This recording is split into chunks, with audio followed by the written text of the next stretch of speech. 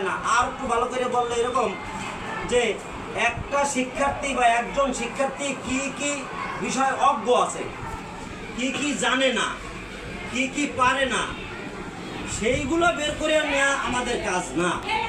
বরঞ্চ একটা শিক্ষার্থী কি কি জানে তার প্রশংসা করা, সেই জানাটুকু প্রশংসা করে আরও তাকে উৎসাহিত করা, তার শিক্ষা সম্পর্কে আনন্দ দেওয়া, তাকে আরও যা যা যা জানে না সেই দিকে নিয়ে যাওয়ার জন্য উৎসাহিত করা, তাকে অপমান করা নয়।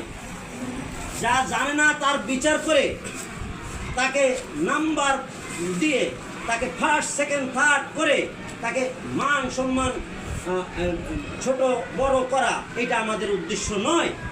আবারও বলছি, যে সমস্ত স্কুল বা যে সমস্ত কলেজ বা যে সমস্ত শিক্ষকেরা খাতা কাটাকে বা এই নাম্বারকে শিক্ষার মূল জিনিস ধরছেন, সেই নাম্বার পাইলেই তারা খুশি হচ্ছে, তাদের এই নাম্বার পাওয়াটা বৈধভাবেও হতে পারে, অবৈধভাবেও হতে পারে। নাম্বার পাওয়া যায় বিভিন্নভাবে। কোনো কোনো সময় প্রাইভেট পড়লে বেশি নাম্বার পাওয়া যায়, কোনো কোনো সময় খাতায় অবৈধভাবে পন্থা অবলম্বন করে বেশি লিখলে বেশি নাম্বার পাওয়া যায়। কোনো কোনো সময় দেখা যায় যে শিক্ষক খাতা কাটবে তার মন মানসিকতার উপর নির্ভর করে নাম্বার। একটা শিক্ষকের খাতা কাটার মন মানসিকতার উপর নির্ভর